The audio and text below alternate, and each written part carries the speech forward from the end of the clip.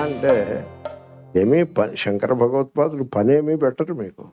మీరు దేహంతో కలిసిపోతే పని పని పని అలిసిపోతారు. మనస్సుతో కలిస్తే అన్ని రకముల ఇమోషన్స్, భావాలు, తరతమ భేదాలతోటి మీరు స్ట్రెస్ జనరేట్ చేసుకుంటూ ఉంటారు. ఆ విధంగానే జనులు కష్టపడుతూ ఉంటారు, స్ట్రెస్ఫుల్గా ఉంటారు, చాలా స్ట్రెస్డ్ అవుట్ అయిపోయి ఉంటారు. పెద్ద వయస్సు వచ్చిన చాలా అనారోగ్యంతో స్ట్రెస్ తోటి బతుకుతూ ఉంటారు. ఎందుకు ఇలా బతుకుతున్నాము అంటే వయస్సు కదా అనుకుంటారు. వయస్సుని బట్టి రాలేదు అది, ఆ మనస్సులో ఉండే దోషాన్ని బట్టి వచ్చిందే తప్ప వయస్సుని బట్టి రాలేదు. వయస్సు కారణంగా దుఃఖపడిపోనక్కర్లేదు. మనస్సుని సెటరైట్ చేసుకోగలిగితే. కాబట్టి సో పరాత్మనిష్ట అంటే అదేమీ కష్టమేమీ కాదు, శ్రమ ఏమీ కాదు, అంట్లో ఏమీ అలసట ఏమీ ఉండదు. మీకు చిన్న పరాత్మనిష్ట ఒకటి చేద్దాం చూడండి. కళ్ళు మూసుకుని కూర్చోండి, విశ్రాంతిగా కూర్చోండి. కష్టపడిపోయేది ఏమీ లేదు, విశ్రాంతిగా కూర్చోండి. నడుము నిటారుగా కూర్చుంటే అది న్యాచురల్, సహజమైన స్థితి, దాంట్లో కూడా కష్టమేం లేదు. అలా కూర్చుని ఇప్పుడు మీరేం చేయాల్సి ఉంటుంది? చేయాల్సింది ఏమీ లేదు, ఊరికే మాట వరుసగల్లా అంటాము. కదలకుండా ఉండాలి, నిటారుగా కూర్చోండి. కళ్ళు అలవోకగా మూసిపెట్టండి, గట్టిగా నొక్కి పెట్టి మూయొద్దు, అలవోకగా మూయండి. పెదవులపై చిరునవ్వు కూడా పెట్టుకోండి. ఇప్పుడు మీరు ఎలా ఉన్నారు? చాలా సహజ స్థితిలో లేరు, శాంతముగా సహజముగా ఉన్నారు కదా. దేహము శాంతముగా ఉన్నది, మనస్సు సైలెంట్గా నిశ్శబ్దముగా ఉన్నది. నేను ఉన్నాను. ఇప్పుడు మీరేం చేయాల్సి ఉంటుంది? చేయడం అంటూ ఏముండదు, ఊరికే మాట వరుసగల్లాగా అంటాము. దేహము కదలరాదు, దేహాన్ని కదలకుండా పెట్టుకోవాలి. ఏ కొంచెము కదలిక కూడా దేహములో ఉండరాదు. అలా దేహాన్ని నిశ్చలముగా పెట్టుకోవాలి. కంఠాన్ని సవరించుకోవడము, చేతుల్ని కాళ్ళని కదపడము, అలాంటి చిన్న చిన్న కదలికలు కూడా లేకుండగా నిశ్చలముగా దేహము ఉండవలెను. అలా ఉండండి.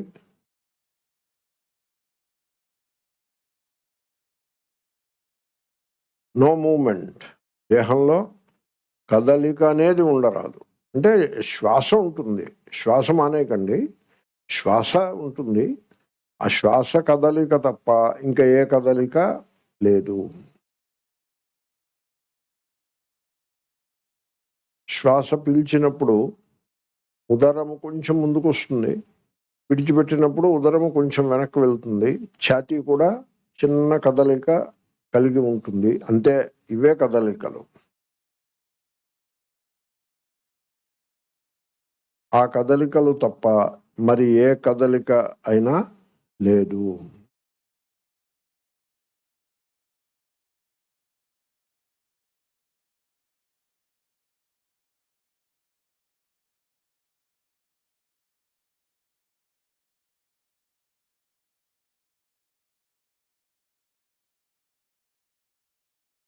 ఇప్పుడు విశ్రాంతిగా కూర్చుండి మెల్లగా కన్నులను తెరువుడు.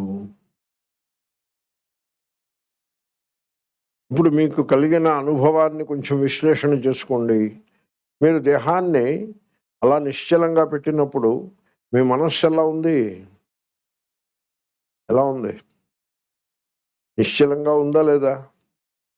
మనస్సును నిశ్చలంగా పెట్టుకునే ప్రయత్నం మీరు ఏమైనా చేశారా? లేక దానంతటా అదే నిశ్చలంగా ఉండిందా? దానంతటా అదే నిశ్చలంగా ఉంది. దేహమును కదలకుండా పెట్టినప్పుడు అది దేహమునకు శ్రమయా లేక విశ్రాంతియా? విశ్రాంతి. మనస్సుని మీరు ఫోర్స్ చేయక్కర్లేకుండా దానంతట అదే విశ్రాంతిగా ఉంది కదా, అక్కడ కూడా శ్రమ లేదు.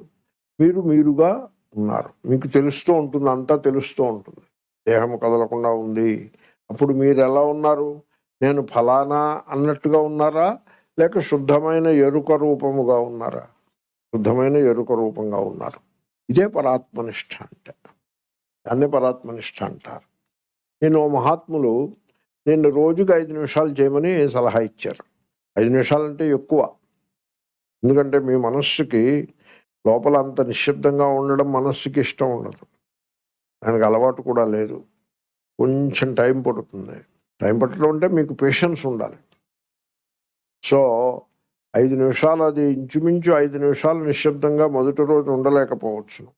ఎందుకంటే మనస్సుకి లోపల బెంగ బయలుదేరుతుంది. ఏం కొంపలు అంటుకుపోతున్నాయో అని బెంగ బయలుదేరుతుంది. కళ్ళు తెరిచేదాకా దానికి లోపల ఒత్తిడి పెడుతుంది. అది అర్థం చేసుకోవాలి. అప్పుడు కూడా మనస్సుని నిందించాల్సిందేం లేదు. మనస్సు ఆ విధముగా తయారై ఉన్నది, చలనమునకు అలవాటు పడి ఉన్నది. కాబట్టి ఒక్కసారిగా నిశ్చలమైపోతే అది అల్లరి చేసే పిల్లాడు ఒక్కసారిగా అల్లరి మానేసినప్పుడు వాడు అల్లరి మానేసి ఉంటాడు. ఎంతసేపు ఉంటాడు అన్నది ప్రశ్న. మన మనస్సు కూడా అటువంటిది. కాబట్టి లోపల నుంచి మనస్సు ఏం చేస్తుందంటే 5 నిమిషాలు అయిందేమో అని ఐడియా పెడుతుంది. ఇలా ఎంతసేపు కూర్చోగలము, సరిపడుతుంది ఈ పాటికి అని ఇంకొక ఆలోచన. అలాగే మనస్సు లోపల నుంచి కొంత కదలికను చేసే అవకాశం ఉంటుంది. మీరు దాన్నంతని కూడా అర్థం చేసుకుని మనస్సును తిట్టుకోకుండా మళ్ళీ నిశ్శబ్దముగా మళ్ళీ దేహాన్నే గుర్తు చేసుకుని మనస్సు జోలికి వెళ్లకుండా మళ్ళీ ఫోకస్ అంతా అంటే దృష్టి అంతా దేహం మీదే పెట్టి దేహము కదలకుండా ఉండాలి. అదొక్కటే పాయింట్. మనస్సు గురించి ఏమీ అసలు అనవసరం. మనస్సు డిస్టర్బ్ చేసినా కూడా మళ్ళీ మీకు మీరే చెప్పుకోవాలి, దేహము కదలకుండా ఉండవలేను.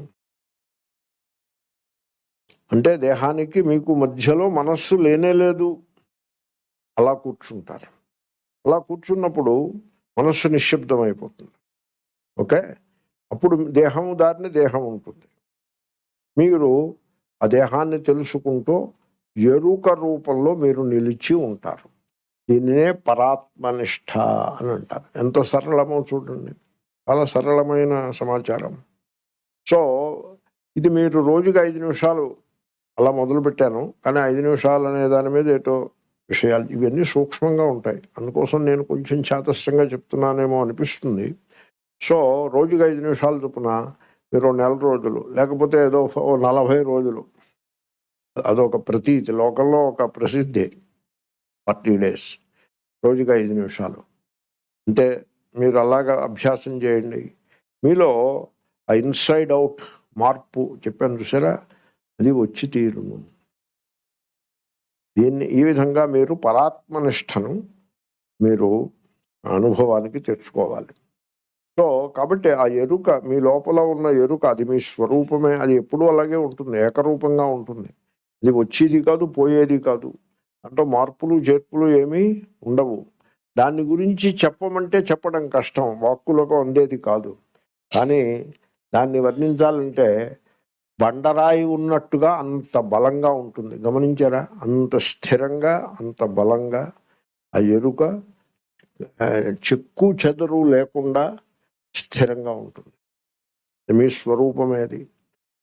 అలా ఉండుట, దాన్ని పరాత్మనిష్ట అని అంటారు. ఏమైపోయిందంటే మన జీవితాల్లో ఆ పరాత్మనిష్ట మనం దానికి దూరం అయిపోయాం. దూరం అయిపోవడం చేత అదేదో కొత్తది, మనకి దూరంగా ఉన్నది, మనం పొందదగ్గది అనే అభిప్రాయం వచ్చేసింది. వాస్తవంలో అది మీ స్వరూపమే, అది మీరే. ఈ దేహము మనస్సు మీరు కాదు. ఏవి మీరు కాదో అవి మీరుగా, ఏది మీరో అది మీకంటే దూరం అయిపోయినట్లుగా ఈ భ్రమ, దీని నుండి బయటపడుట. ఇప్పుడు స్వామి రామ సుఖదాస్జీ మహారాజ్ ఆయన చెప్తూ ఉండేవారు, దేవుడు వీడికి చాలా దగ్గరగా ఉన్నాడు. స్వరూపుడే ఉన్నాడు, ఇంక అంతకంటే దగ్గరగా ఏముంటాడు? దేవుడు వచ్చి మీ ఒళ్ళో కూర్చున్నాడు అనుకోండి, ఇంకా కొంచెం దూరం ఉంది. ఆత్మస్వరూపుడు అయిపోయి ఉన్నాడు, ఇంకా దూరమే ఉంటుంది, అంతా దగ్గరే. కానీ మనకేమనిపిస్తుంది? దేవుడు దూరంగా ఉన్నట్టు అనిపిస్తుంది. ఏమండి? సంసారము అది మనని ఎప్పుడూ టచ్ చేయదు. అది మన స్వరూపాన్ని అది స్పృశించలేదు. చూడండి, మనం పుట్టి పెరిగి ఇంత వయస్సు వచ్చినప్పటికీ ఎంతోమంది పుట్టారు, పెరుగుతున్నారు. ఎంతోమంది పుట్టిన వాళ్ళు పోయారు. మనం ఎలాగున్నామో అలాగే ఉండిపోయినాము. ఆ? మనలో మార్పు చేర్పు ఏమీ లేకుండా ఎలా ఉన్నామో అలాగే ఉండిపోయినాము. సో ఇన్ని మార్పులను చేర్పులను మనం చూచినాము, అనుభవించినాము. అయినా మనం ఎలా ఉన్నామో అలాగే ఉండిపోయినామా, లేకపోతే మార్పులు చేర్పులు మనలో కూడా వచ్చేసాయా? ఏమీ రాలేదు. ఎన్నో సుఖాలు వచ్చాయి, వెళ్ళాయి. మనం మళ్ళీ స్క్వేర్ వన్ ఎక్కడున్నామో అక్కడే ఉన్నాము.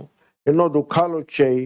దుఃఖాలు వచ్చినప్పుడు ఈ దుఃఖంలో ఇంకా నేను మునిగిపోతాను, నా జీవితం దీంతో ఖతమైపోతుందని అనుకున్న దుఃఖాలే వచ్చాయి. అవి కూడా వెళ్ళాయి. మనమేమీ ఖతమైపోలేదు, మనం బాగానే ఉన్నాముగా. వేసవి వచ్చింది, ఇంకా ఈ బాబోయ్ ఈ ఎండలు మనం తట్టుకోలేము అనుకున్నాం, తట్టుకున్నాంగా. వర్షాలు వచ్చాయి, ఇలాంటి వర్షాలు ఎప్పుడూ చూడలేదు అని చెప్పేసి వాటిని అనుకున్నాం, అవి అయ్యాయి. చలి వచ్చింది, వెళ్ళింది, అన్నీ వస్తున్నాయి వెళ్తున్నాయి. మనం ఎలా ఉన్నామో అలాగే ఉన్నాము. దీన్ని బట్టి మీకు ఏం తెలిసింది? మీరు అసంగులు, మీలో సంగము లేదు. కాబట్టి ఈ సంసారంతో మీకు సంగము యథార్థంగా లేదు. దేవుడితో మీకు దూరము యథార్థంగా లేదు. కానీ మన అనుభవం ఏమిటి? ఈ సంసారంతో మనం మునిగిపోయి ఉన్నాము, దీంట్లో కవర్ అయిపోయి ఉన్నాము. దేవుడు మనకి దూరంగా ఉన్నాడు అని మనం అలాగా భావన చేస్తూ ఉంటాము. దీన్నే అజ్ఞానము అంటారు. చేతనే దీనికే ఇన్సైడ్ అవుట్ చేయాల్సి ఉంటుంది. ఏది మనకి బాగా దగ్గరగా ఉండి మన నెత్తి మీద తాండవం చేసేస్తోందని మీరు అనుకున్నారో ఏ సంసారము, అది మిమ్మల్ని అసలు స్పృశించను కూడా స్పృశించదు. ఏ దేవుడు మీకు దూరంగా ఉన్నాడు అనుకుని మీరు పరుగులు తీస్తున్నారో ఆ దేవుడు అసలు మీకు దూరంగా లేనే లేడు. తెలుగులో సామెత ఉంది, ఇంట్లో పిల్లాడిని పెట్టుకుని ఊరంతా వెతికింది అమ్మని. ఇంట్లో కాదు, చంకలో. మా పిల్లాడు వచ్చాడా కనపడ్డా అని వెతుక్కుంటూ ఉంది. సంసారాలు అలా ఉంటారు. కాబట్టి పరాత్మ నిష్ఠ, ఈ నిష్ఠ అది మీకు దూరం అయిపోయినట్టు, నేను దాన్ని బోధించినట్టు దాన్ని మీరు పట్టుకోవాల్సి వస్తుంది. వాస్తవంలో అదే మీరు. ఈ దేహము, మనస్సు ఇవి డూప్లికేట్లు, ఇవి ఒరిజినల్ కాదు. ఇవి మిమ్మల్ని ఎప్పుడూ స్పృశించను కూడా స్పృశించలేవు. అయినా అవే యథార్థమైపోయినట్లుగా కనపడుతుంది. చాలా విడ్డూరంగా ఉంటుంది సంసారం. సో కాబట్టి పరాత్మనిష్టని ఈ ఇన్సైడ్ అవుట్ ప్రాసెస్లోకి మీరు ప్రవేశించాల్సి ఉంటుంది. ఈ డూప్లికేట్ను ఆత్మరూపంగా భావించడం మానేసి ఆత్మ యొక్క యథార్థమైన స్వరూపము మీ లోపల ఉన్నది, దాన్ని ఎరుక అని అంటారు. సంస్కృతంలో దానికే ప్రజ్ఞానము అని పేరు. ప్రజ్ఞానము. మరి దేవుడు మాట ఏమిటి? ప్రజ్ఞానం బ్రహ్మ. ఈ లోపల ఉన్న ఆ ప్రజ్ఞానం ఏది కలదో అది ఏ దేవుడు. ప్రజ్ఞానం బ్రహ్మ. సో దాన్ని పరాత్మనిష్ట అని అంటారు. ఈ నిష్ఠ అనగానే లోకంలో ఒక ప్రచారం ఉంటుంది, దాన్ని కూడా మనం అర్థం చేసుకుని పక్కన పెట్టాల్సి ఉంటుంది. ఏమిటిది? మేము ధ్యానం ఇప్పుడు 5 నిమిషాలు చేయాలి రోజు అని చెప్పి దాని పేరు ఏమిటి? ధ్యానము. ధ్యానము అంటారు. ఆత్మనిష్టను కూడా ధ్యానము, ఆత్మధ్యానము అని కూడా అంటారు. ధ్యానము అనగానే మెడిటేషన్, ఇంగ్లీషు బాగా ప్రచారంలోకి వచ్చింది.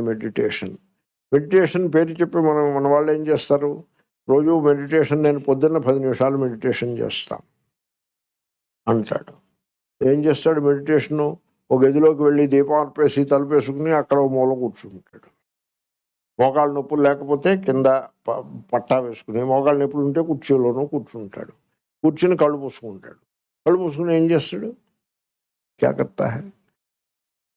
ఏదో మెడిటేషన్ ఎలా ఉంటుందంటే ఆ టెలిఫోన్లో మెసేజ్, టెలిఫోన్లో ఇలా ఆ మెడిటేషన్లో ఇలా గురుదేవులు అలా ఉన్నారు, ఆ గురుదేవులను అలా చూస్తూ ఉండడము, ఆయన అలా భావన చేయడము, ఆ పని చేస్తాడు వీడు.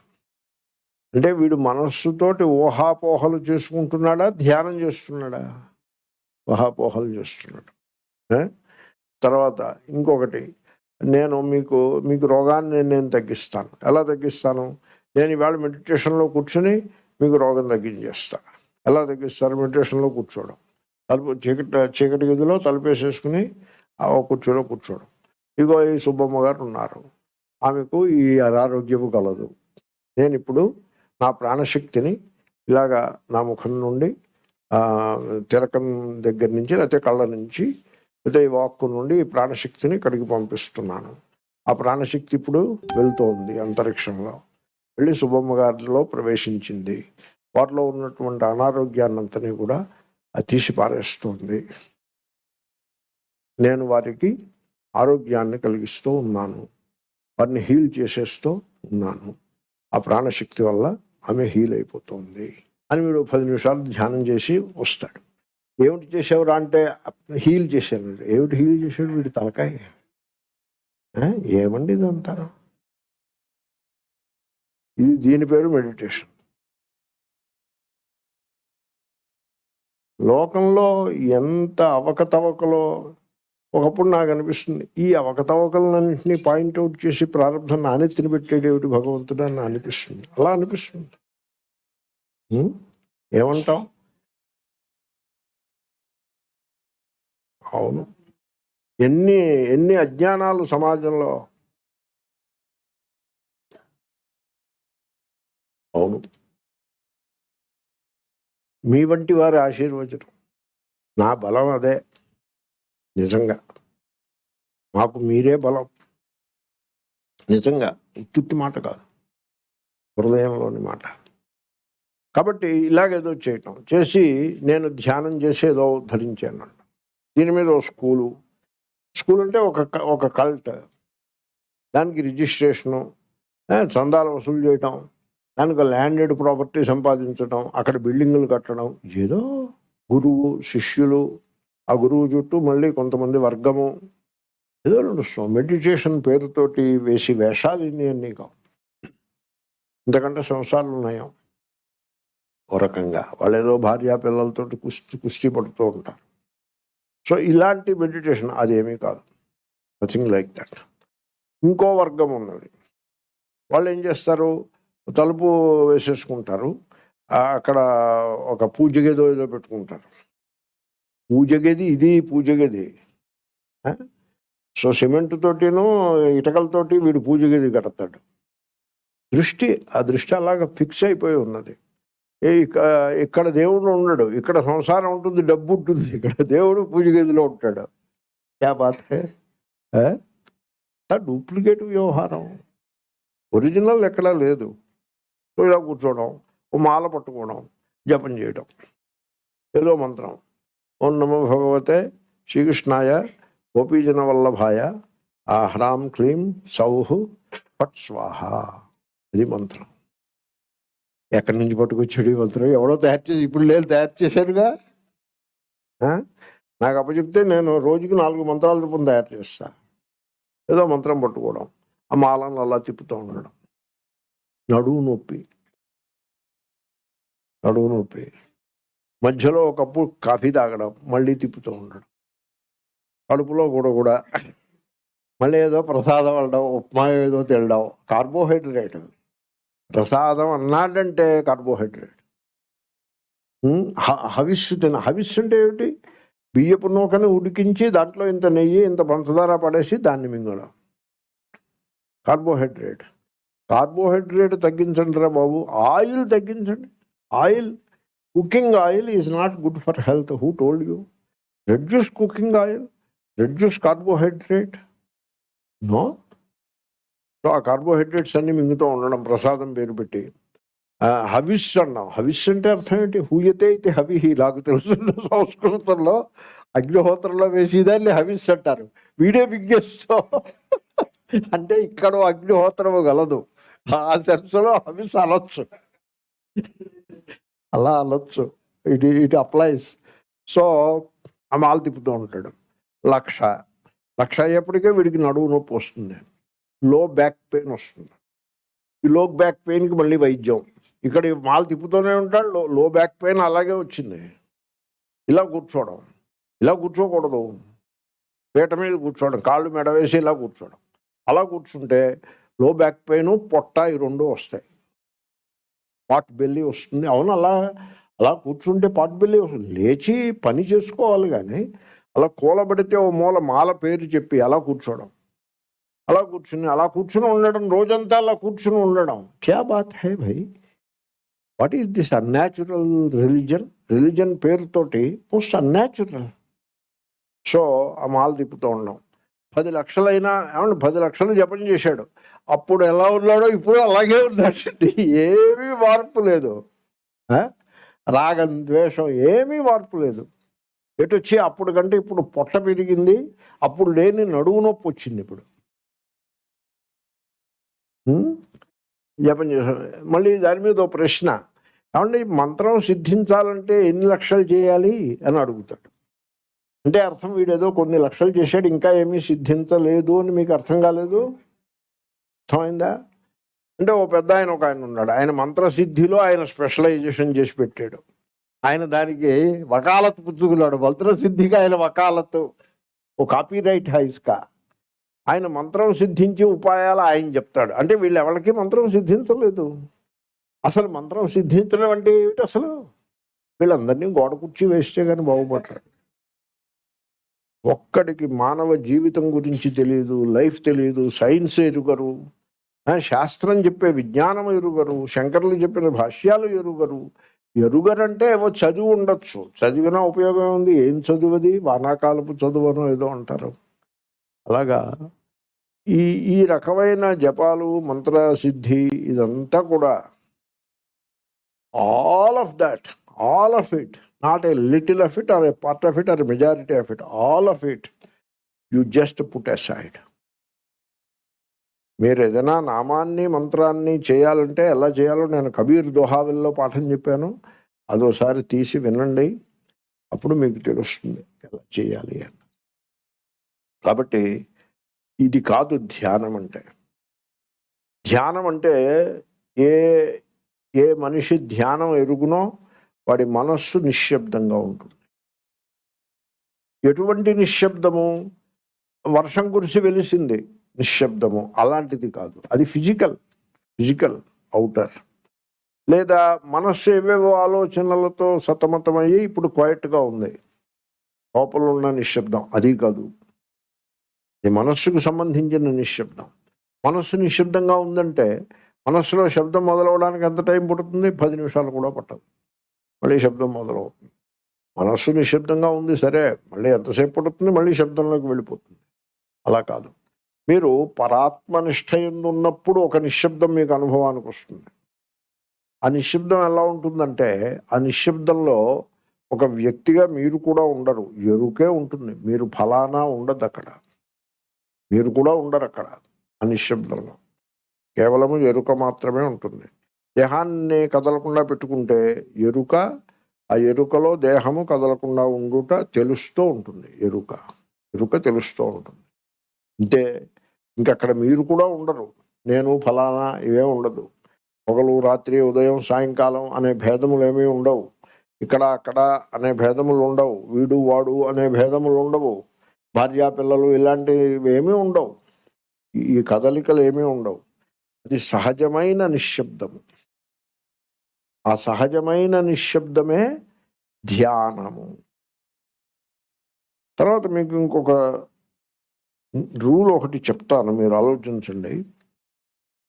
ఆ నిశ్శబ్దం నుండి, అంటే పరమాత్మ నిష్ఠ అని అంటున్నామే, ఆత్మనిష్ట, అది నిశ్శబ్ద రూపంగా శుద్ధమైన ఎరుక రూపంగా ఉంటుంది. అది ఎరుక అంటే చిత్. ఇది కేవలము ఎరుక మాత్రమే కాదు, అది ఆనందము కూడా. ఆయన అంటాడు, యయా ఆనందరసం సమృచ్చతి. ఆ నిశ్శబ్దము ఆనందము కూడా. అది రసశబ్దాన్ని వాడారు. రసశబ్దాన్ని ఎందుకు వాడారంటే, వేదాంతం పేరుతోటి వీళ్ళు శుష్కంగా తయారైపోతారు. ఇప్పుడు మామిడి పండు ఉందనుకోండి, అది రసం ఉంటే బాగుంటుందా? అది ఎండిపోయింది అనుకోండి, మామిడి పండు ఎండిపోయింది అనుకోండి, ఎండిపోయితే అవి ఏదో అంటారు, ఆ మామిడి ముక్కలు ఎండిపోయిన మామిడి దాంట్లో రసమే ఉండదు. అది దాంట్లో ఇంత ఉప్పు పడేస్తారు, అది ఉప్పుతోటి ముక్కలుగా ఉంటుంది తప్ప రసం ఉండదు. ఆ రకంగా వేదాంతం అంటే అలా రసం లేకుండగా, అంటే ఏమిటి, ఊరికే ఏదో వాక్యాలు మంత్రాలు పుస్తకాలు తప్ప హృదయంలో రసం అనేది ఉండదు. అది వేదాంతం కాదు, అది శుష్క. అని మలయాళ స్వామి వారు శుష్క వేదాంతం అని పేరు పెట్టి దాన్ని తమస్సు అన్నారు, అది అజ్ఞానం అన్నారు. కాబట్టి వేదాంతం అంటే బ్రహ్మ, ప్రజ్ఞానం బ్రహ్మ. ప్రజ్ఞానం బ్రహ్మ అనేది ఋగ్వేదంలో ఉన్నటువంటి మహావాక్యము. ఆ మహావాక్యాన్ని బట్టి ఆత్మస్వరూపము ప్రజ్ఞానము అది ఏ బ్రహ్మ ఇలా చెప్తాడు. అది మీరు అప్రజ్ఞానం అని నేను ప్రజ్ఞానం అని చెప్పడం. ఆ ప్రజ్ఞానం బ్రహ్మ, వీడు బ్రహ్మ కాదు, నువ్వు బ్రహ్మ కాదు, మనం మూర్ఖులమే. ఉడికే ప్రజ్ఞానం మటుకి బ్రహ్మ. అది ఎవరికో వశిష్ఠ వామదేవాది మహర్షులకు సిద్ధించింది. అది అది ఈ కలికాలంలో సిద్ధించదు. మరి ఇంకెందుకు దాన్ని పట్టుకుని వెళ్ళడం? పిచ్చి ఏమైనా పిచ్చి కుదిరింది అన్నట్టు ఉంటుంది. కలికాలంలో కలికాలం అంటే ఏమిటి అసలు? ప్రజ్ఞానంలో కలికాలం ఇవన్నీ నాన్ సెన్స్, ఇవేం ఉండవు. సో ఇలాగేదో చెప్పుకుంటూ దాని మీద కాలక్షేపం చేయడం అది కాదు. అది శుష్క వేదాంతం. అలా ఉండకూడదు. ఆ ఎరుకలో మీరు నిలిచి ఉన్నప్పుడు ఆ చిత్ అది ఆనంద స్వరూపం. అది చిదానంద రూప శివోహం శివోహం. అది ఆనందము. ఆ ఆనందము మీకు అనుభవానికి ఎలా వస్తుందో తెలుసిన? ప్రేమ రూపంగా అనుభవానికి వస్తుంది.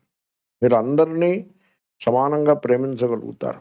అందరినీ అంటే మిమ్మల్ని నిందించే వాళ్ళను కూడా మీరు ప్రేమించగలుగుతారు. మీకు హెల్ప్ చేసిన వాళ్ళను, హెల్ప్ చెయ్యని వాళ్ళను కూడా మీరు ప్రేమిస్తారు. మీ వైపు నుంచి తేడా ఏమి ఉండదు. అలాగే మీరు అందరినీ సమానంగా ప్రేమిస్తారు తప్ప వీడు ఎక్కువ వీడు తక్కువ అనే భేదం ఉండదు. చెత్త తీసుకువెళ్ళి వాడంటే తక్కువ కాబట్టి వాడిని ప్రేమించకూడదు. వాడికి పావలా పారాయడమే తప్ప వాడిని ప్రేమించకూడదు.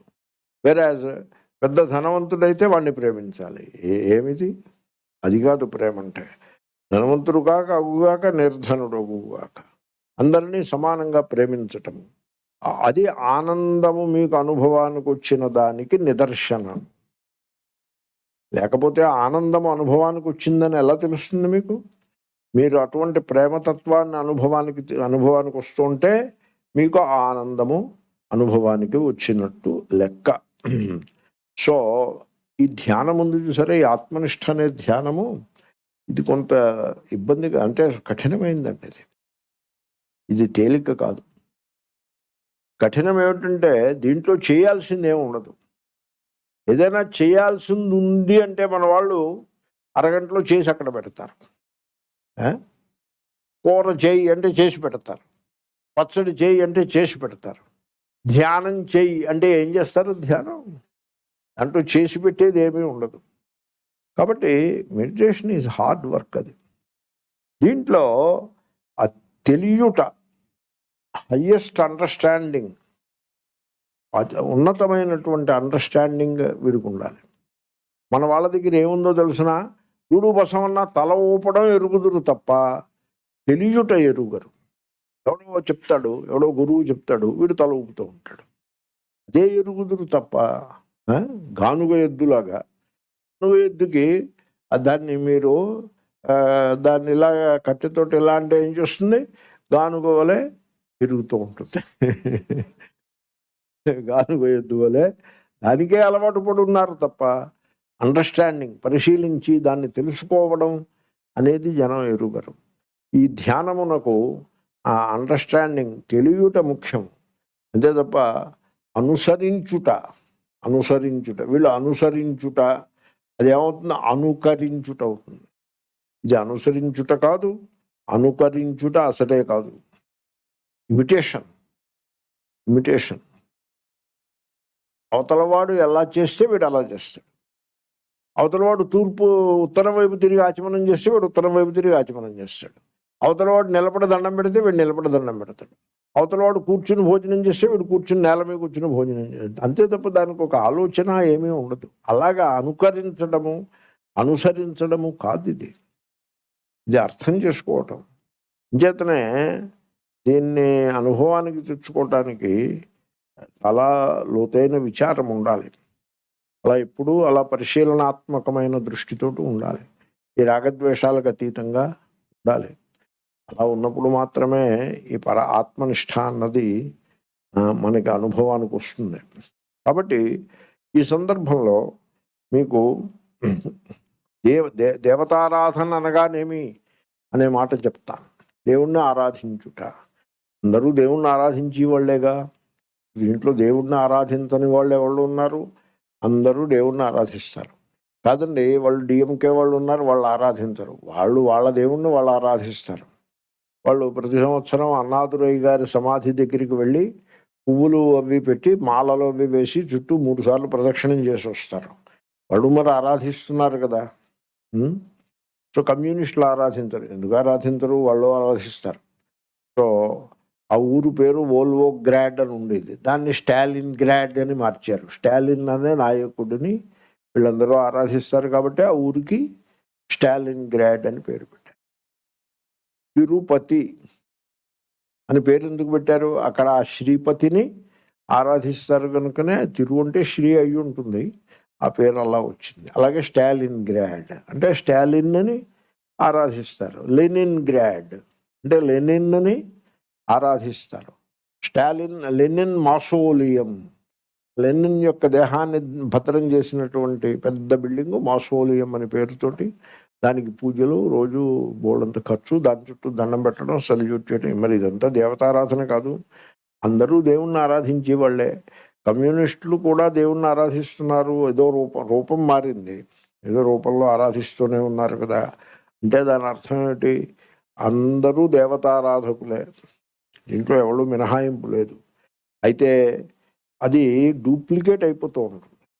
ఒరిజినల్ అవ్వాలి. ఒరిజినల్ దేవతారాధన, యథార్థమైన దేవపూజ. దేవపూజ అని మనం వింటూ ఉంటాంగా. మీరు దేవుణ్ణి పూజ చేయండి అని సలహా చెప్తూ ఉంటారు కూడా గురువులు. ప్రతిరోజు దేవుణ్ణి పూజ చేయండి అని సలహా చెప్తారు. ఏమిటి దేవపూజ? యథార్థమైన దేవపూజ ఏమిటో చెప్పుంటారా మీకు?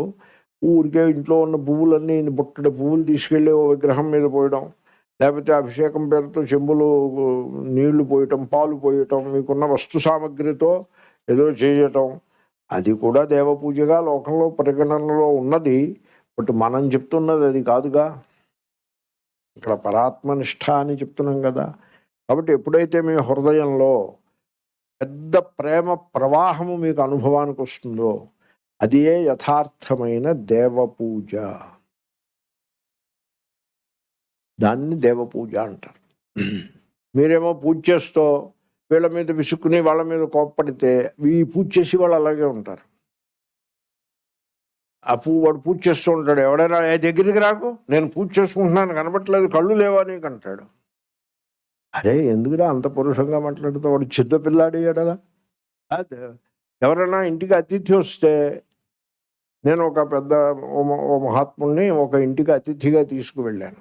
ఒక ఇంటికి ఆయన నాకు పెట్టారు, మీరు నన్ను వారింటికి తీసుకెళ్ళండి అని కోరినారు. వారు పెద్దవారు, మహాత్ములు, సన్యాసి.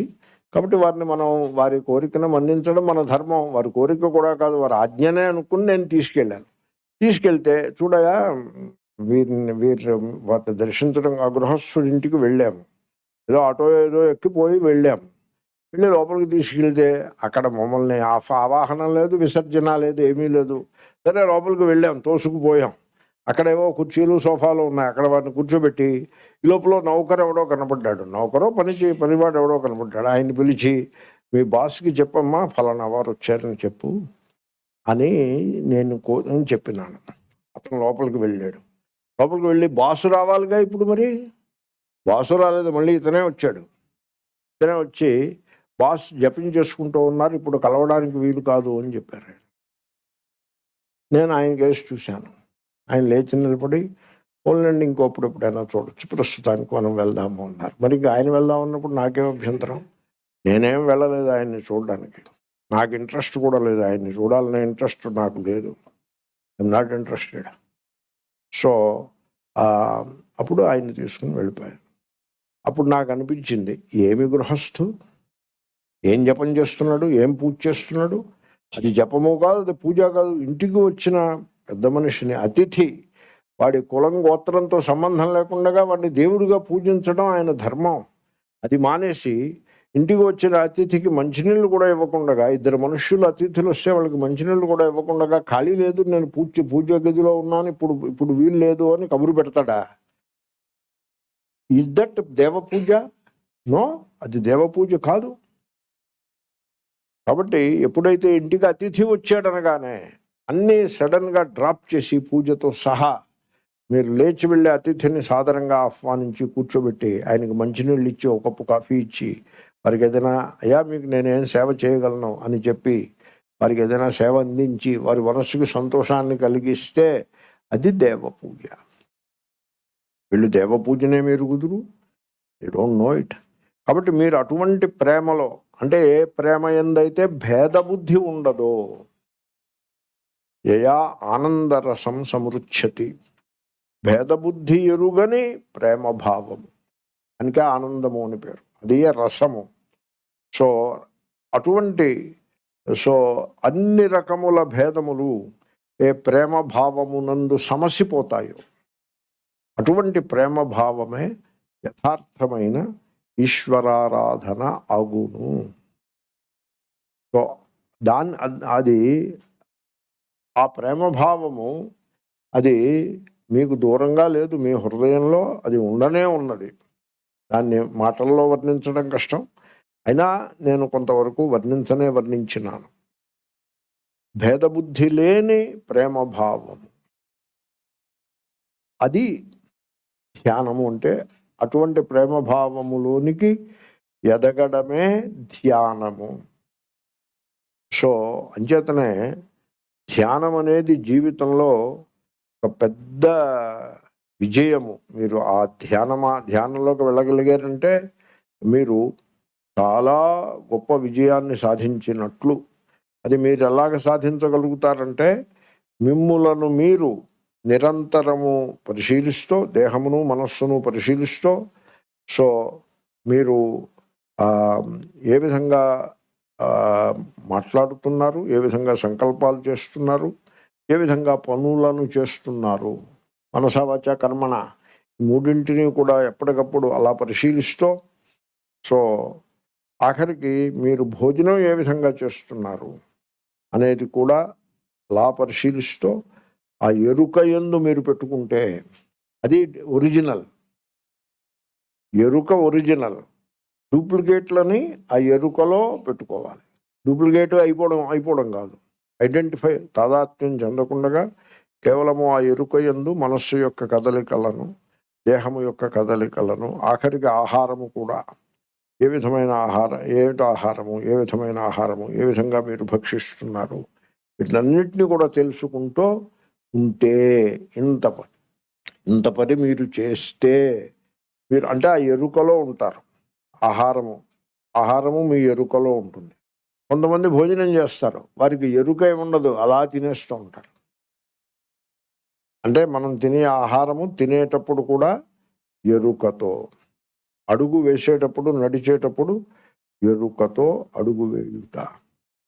ఆ విధంగా ఆ ఎరుకను అవేర్నెస్ అంటారు ఇంగ్లీష్లో, దాన్ని మీరు బాగా అభ్యాసంలోకి తెచ్చుకున్నట్లయితే, దీన్ని బుద్ధిస్ట్ లిటరేచర్లో మైండ్ఫుల్నెస్ అంటూ ఉంటారు. Same thing. అవేర్నెస్ అని వాళ్ళు తక్కువ అంటారు, వాళ్ళు ఆ మాట అనొచ్చు. మైండ్ఫుల్నెస్ అని వాళ్ళు అంటారు, నేను అవేర్నెస్ అంటూ ఉంటాను. నేను మైండ్ఫుల్నెస్ అని మొదలు పెడితే ఈయన బుద్ధిజంలోకి వెళ్ళాడేమో అని అనుకుపోతానని హెజిటేట్ చేస్తూ ఉంటాను. ఆ విధంగా మీరు ఉండాల్సి ఉంటుంది. ఆ లోపల నిశ్శబ్దము, ఆత్మనిష్ట అని చెప్పింది చూసారా, ఆ నిశ్శబ్దము మీరు గమనించండి అని మీరు ఈసారి మీరు పరిశీలనకి పెట్టుకోండి. ఆ నిశ్శబ్దమునకు హద్దులు ఉండవు. మీరు దేహాన్ని పట్టుకుంటే దానికి హద్దులు ఉంటాయి, మనస్సును పట్టుకుంటే దానికి హద్దులు ఉంటాయి. తమ తక్కువ ఎక్కువ అనేక భేదాలను, మంచి చెడు అది పెడుతుంది. హద్దు అంటే భేదం పెట్టిందంటే హద్దే.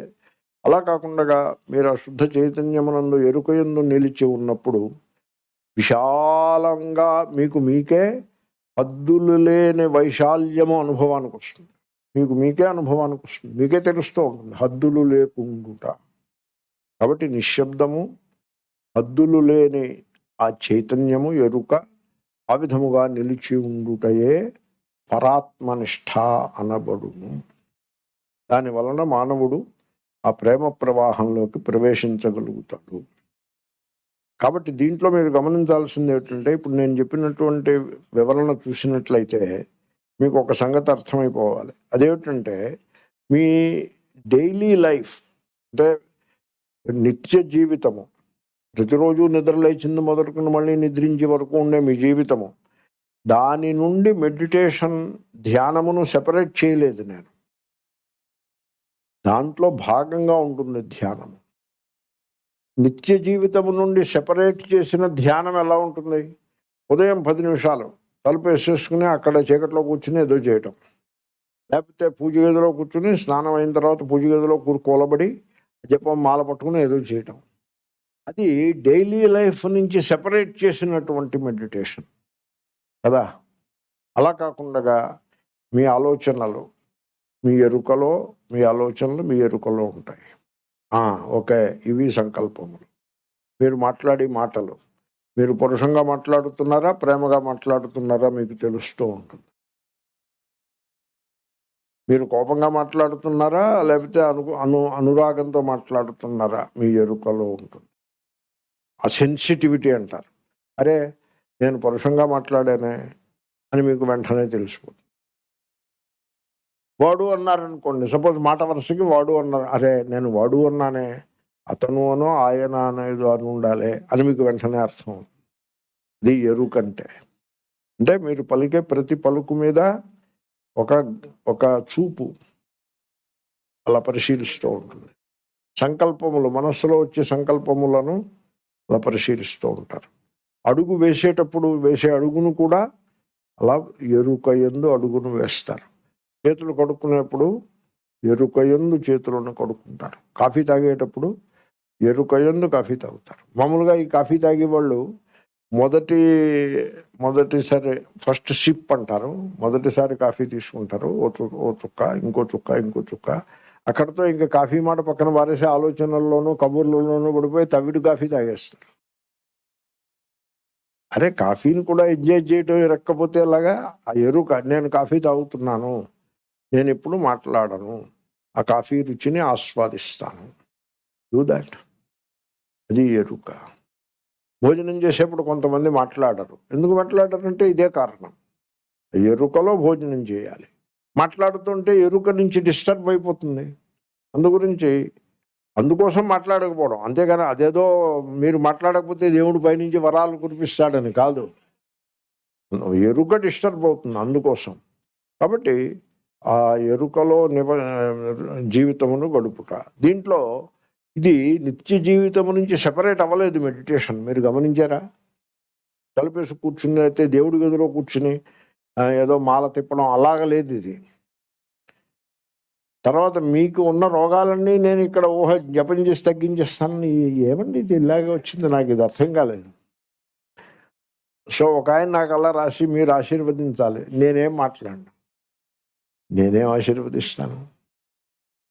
కాబట్టి నిత్య జీవితంలో ప్రతి అడుగులోనూ ధ్యానము గలదు, మెడిటేషన్ గలదు. దాన్ని ఆ విధంగా అర్థం చేసుకుని ఆ ఎరుకయే మీ స్వరూపము అని దాన్ని, ఆ ఒరిజినల్ని పట్టుకుని మనస్సు దేహము ఈ డూప్లికేట్లని నేనే అని పట్టుకోవడం మానేసి వాటిని ఎరుకలో అట్టబెట్టాలి తప్ప పట్టుకోకుండా ఎరుకలో ఉంచడము, దాన్ని ఆత్మనిష్ట అని అంటారు. దీనికే సహజావస్థ అని కూడా పేరున్నది. సహజావస్థ. దీనికే సహజ యోగము రమణ మహర్షి, నిసర్గయోగము నిసర్గదత్త మహారాజ్, వీళ్ళందరూ శంకరులు చెప్పిన దాన్నే పలు విధాలుగా వారు వ్యాఖ్యానం చేసి పెట్టినారు. ఓకే, అందాము. పరమాత్మనిష్ట, యథార్థమైన తన స్వరూపమునందు నిలిచి ఉండుట. యయా దేనిచే సదా అన్ని కాలములయందు ఆనందరసం, ఆనందము యొక్క రసమును అనగా ప్రేమ యొక్క మాధుర్యమును సమృచ్ఛతి, సమృద్ధిగా పొందును. మీరు అటువంటి ఆత్మనిష్ట ఉన్నట్లయితే మీకు ఆనందరసము సమృద్ధిగా మీకు అనుభవానికి లోపల నుంచి వస్తూ ఉంటుంది. శ్లోకం పూర్తి చేసినాము. విశుద్ధ సత్వస్య గుణా ప్రసాదః స్వాత్మానుభూతి పరమా ప్రశాంతి తృప్తి ప్రహర్ష పరమాత్మనిష్ట యయా సదానందరసం సమృచ్ఛతి.